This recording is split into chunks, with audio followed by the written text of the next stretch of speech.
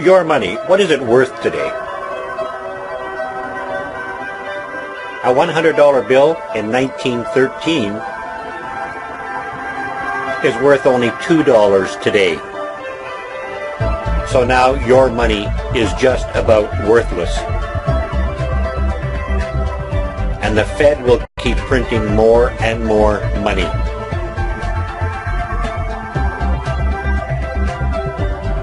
But what if you could turn it around $1 at a time and make your money worth more than it is now?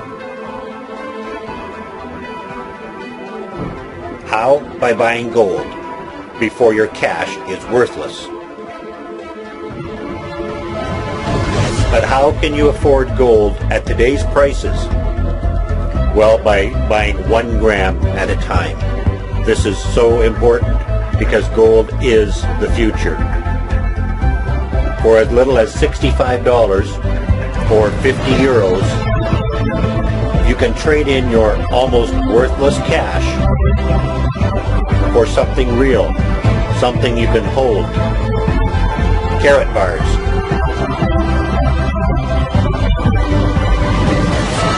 Which keeps its value and can be stored securely and is easily accessible just like a savings account. But an account backed by your gold. Carrot Bars International, a savings account you can count on. Congratulations, Mr. and Mrs. Parker, on your retirement. We'll be happy to cash out your retirement account today. Just a few of the details. Great. Now let me go get your money.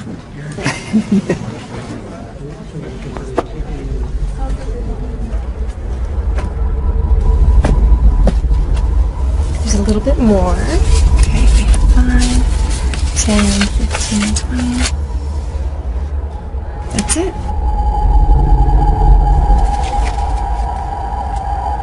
Now don't spend it all in one place.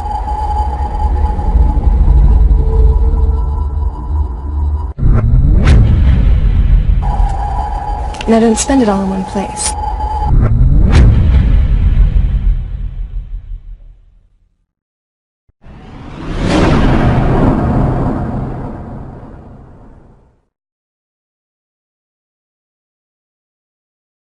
Should you save currency or money?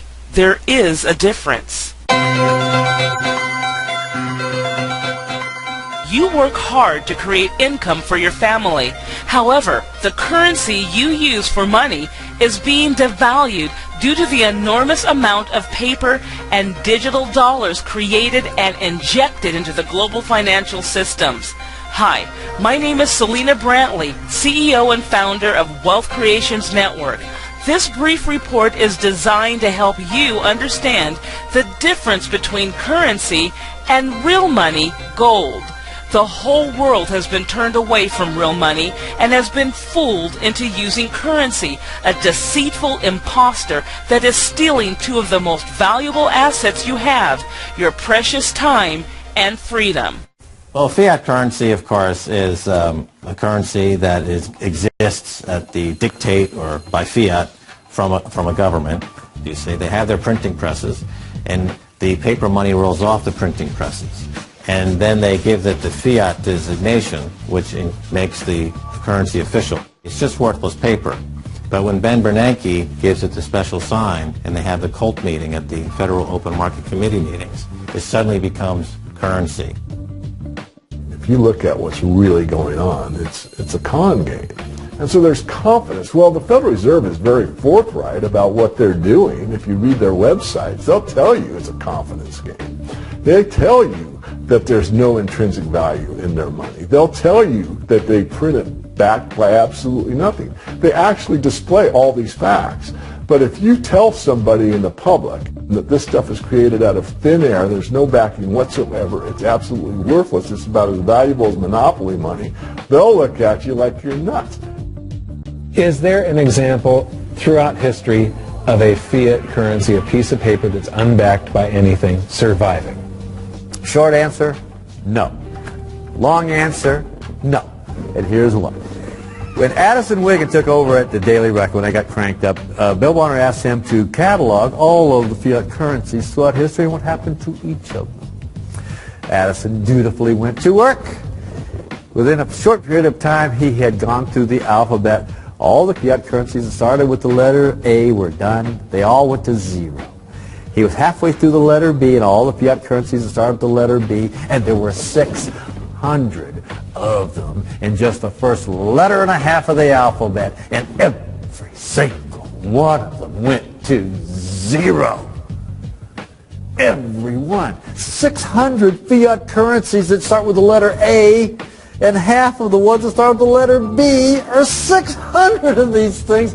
Not one ever came close. You think this one, the United States dollar, is going to be the first one after all that? I don't think so. No. No currency, fiat currency has ever survived. None.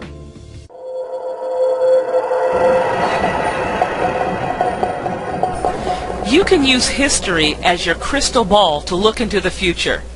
As the recent footage shared, history dictates every previous fiat currency.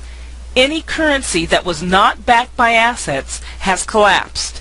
The US dollar is the longest lasting currency that's not backed by assets. The failure rate for unbacked fiat currency is 100%. That historical failure rate tells us that the dollar will collapse. It's not a question of if. The question is, when the dollar collapses, how likely will other currencies follow?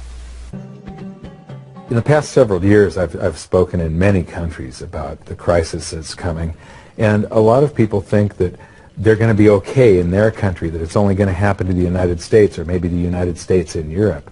But what they don't realize is that this is a global phenomenon. I got to show you something here. This is base currency in the United States. This is the number of paper dollars that exist, basically. It took 200 years to go from no dollars in existence to 825 billion. And then we had the bailouts, and then we had QE1, quantitative easing, 1, then QE2, and then we had QE3, and then QE4, and then soon we're going to have QE57 and QE382. And it isn't just here. This is what the Canadian currency supply looks like.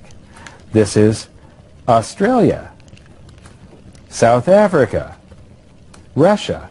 Now, this starts out in just the year 2001, and this is like 18 times more currency in existence in a little over a decade. Here's Singapore, same story. Look at that, since the crisis, just bam. India, China, every government on the planet is doing this insane deficit spending and expanding their currency supplies, doing bailouts, and history shows that there is no example of this turning out well. It is sometimes amazing that we haven't experienced more inflation than we have. If they keep expanding the money supply so vastly, why aren't our prices growing faster than they really are? And the answer is that a good chunk of the money that the Fed created has been shipped overseas. I remember early in my research I heard this expression that the Americans have exported their inflation. I thought, what is that? How can you export your inflation? Put it in a box and send it out? What do you do? Well, now I understand. You export your inflation by simply sending all these dollars that you created to these other countries, and then they send you their refrigerators and their cars and whatever, their TV sets. So you get hardware, and they get little pieces of paper. It's a great deal for the American people for a while. For a while. Sooner or later, all of those pigeons come home to roost. When the time comes, as it looks like it's now coming, when the rest of the world is saying, we don't want to play this game anymore, Uncle Sam's dollars are just becoming worthless, there are too many of them, we've got to find something else other than American dollars, then those dollars start to come back to America. People say, we don't want them anymore, what do we do with them? Once this revs up, and we've got this little trickle of money coming back that we previously exported, once it becomes a flood and it starts to rush back, now we are getting our former exported inflation brought back to us, and then we'll see the quantity of money inside the United States grow much more rapidly even than the Federal Reserve can create it, because we're getting a previous money back. And that's when we will really see the tanking of the U.S. dollar in terms of what it will buy. When you have a runaway inflation, it's punishing the very people who are most productive in society. In other words, the people that produce more than they consume and save the difference. The problem is that those productive people, the savers, save in their national currency. And unfortunately, the national currency is just a fiat piece of paper at this point. So when it's destroyed through runaway inflation, that $100,000 that you were hoping to retire on doesn't exist. And the things that you were going to buy with it and provide for others don't exist either. Now what are you going to do? So that all seems pretty scary. However, this is going to happen, and you can only play the hand that you're dealt. But the great news is that gold and silver always end up doing an accounting of the expansion of the currency supplies. Basically, the will of the public and the free markets. When governments do this kind of stuff to their currency supply, they debase it. Eventually it comes back in inflation. People sense the loss of their purchasing power. They rush back to gold and silver, and they bid the value of the gold and silver up in the country until it meets or exceeds the value of all the currency in circulation. This is a process that's been going on over and over again throughout history, except this time it's happening on a global scale. It has never before happened in all countries at once. And that means that this is the greatest wealth transfer in history. Therefore, it's the greatest opportunity in history, and it's not going to happen again in your lifetime. For more information on how you can join our Financial Freedom Gold Time Savings Plan Marketing Cooperative, get back with the person who invited you to watch this video.